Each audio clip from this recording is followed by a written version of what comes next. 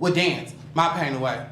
You can dance too. You. You all have a story to prove. I remember when I was 12 and I saw my mother in jail behind that 4-inch thick glass surrounded by all this steel. The one word, only one word came out. And that is why. Why did you let me go? Why did you leave us? I was born in a drug addict family. I was taken from my birth parents when I was around 2 years old. I was whipped. When I was 6 years old, I entered into the foster care system. Belts, hangers, you can name everything. I had 2 black eyes and a bloody nose. I've dealt with abuse from all sides of my family. I've been made fun of because I am bisexual. We were raised in a house where we had rats, roaches, and I didn't want to live like that, and I left. I have witnessed shootouts. It's like a movie scene, man. Some guys pull up in a car and start shooting at the house. There was holes on the side of the car. 2 guys were in the car slumped. Everybody in the house had to duck down on the floor. Murder. I live day by day. I don't have the security of knowing where I'm gonna be tomorrow. It sucks not knowing if you're gonna have a place to live at night.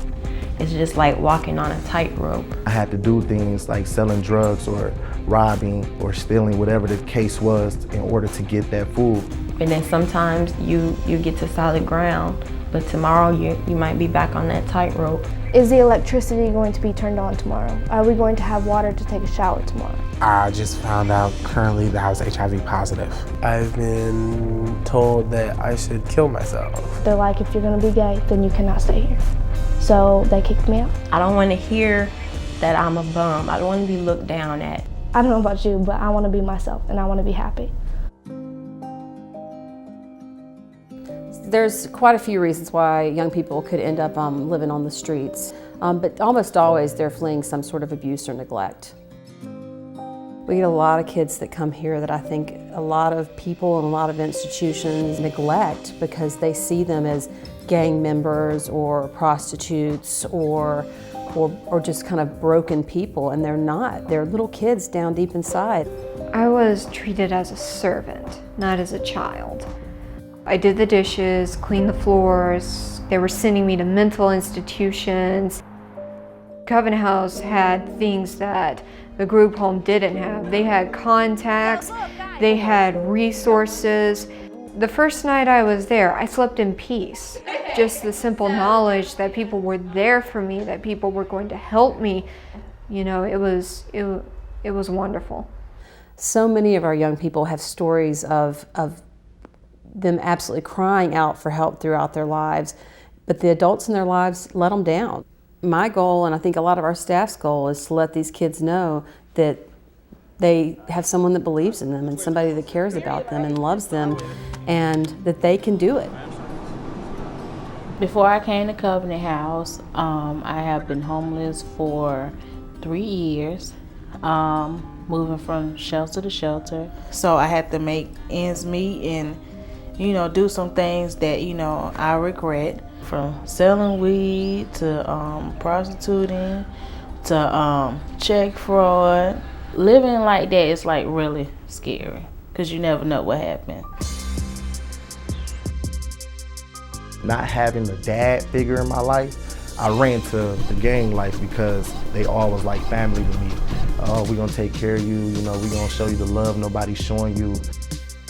At 14 years old, I was the second biggest drug dealer around my neighborhood. Gang activity was all around me. I was on my way to work and some guys tried to rob me. I remember him shooting at me. And the last shot I heard, pow. I felt it, and went through my leg. They don't want to end up in jail. They don't want to end up dead, but they don't believe they have any other path. It's just heartbreaking to see how many of these young people have had such a lack of love in their lives. They've grown up in households where they've never once felt like someone cared about them. When I first walked through Covenant House, I was hopeless. I felt like I had hit the bottom of the well. My mother has thrown objects at me. She's chased me down the street in her car. When I first came out, she yelled, she cried, and she came back. She said, "I hope this is a cruel joke." And I said, "No, it's not. My own brother, my flesh and blood twin, called me gay." And I truly felt alone. We can't change the past for them, but we can give them the skills and really the belief in themselves so that they can change their future. The man whispered to me, he told me, he was like, "Shaquille, you are positive. You are HIV positive." I was just like, wow. You know, it's now I gotta look at life in a different way. Now I gotta look at it like, what can I do now? So right now, me being at the Covenant House is a major thing, because they are helping me do a lot. I'm sure you're gonna write a whole book, can't you? When I came to them and told them my situation, they told me exactly quick, okay, we're gonna get you in medicine, we're gonna do this for you, gonna do that. At every step of the way, they have been there. They show a lot of love, and they don't even know you. That's the thing, they don't even know who you are.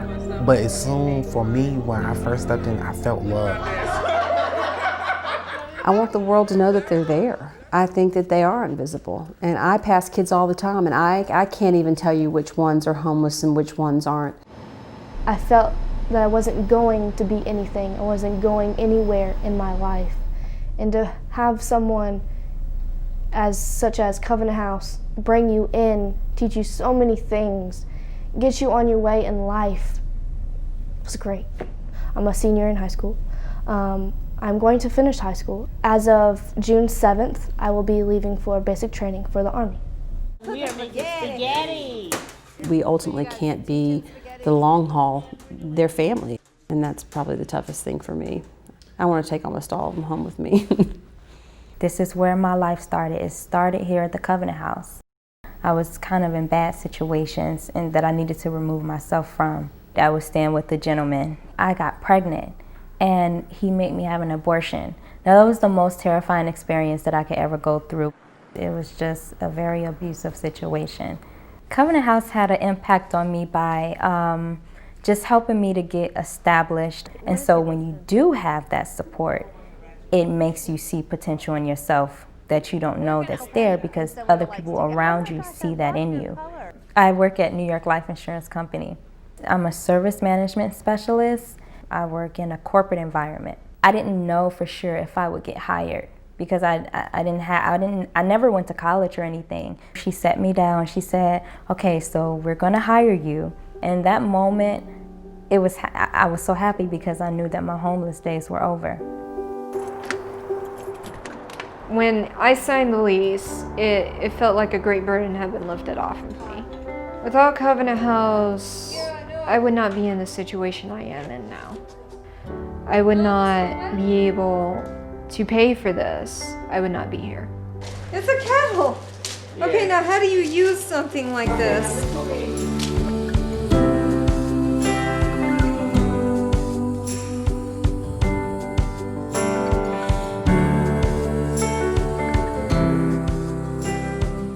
Why do you do this work? Because I think these kids are remarkable. I mean, I think that they have been through so much, and I do think a lot of times they're the kids that people may cross to the other side of the street so they don't have to pass them.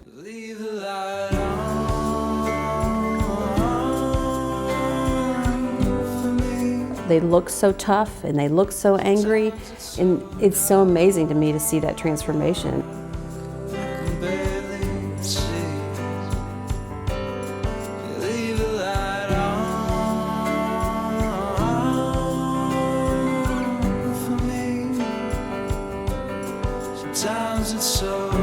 Where would you be if you hadn't encountered Covenant House? I don't know. I probably would still be homeless. On the streets, probably prostituting. I think I would be back in jail. On the streets. On the streets or dead in a ditch. I think, true enough, I think I would have killed myself. I would have been a school dropout. I would have not had a job. Life would suck. Covenant House has definitely helped me get on the right road. Now I'm in college. Now I'm working with 2 jobs. And yeah, hopefully, I can get my own place. I'm not who I used to be. I'm living independently and I'm working full time, so it's very liberating. They have taught me how to be responsible, how to trust people again. I am so happy. So happy. Did you ever think you'd get here? No. I didn't have any dreams, any hopes before coming to House. And now I reach for the stars.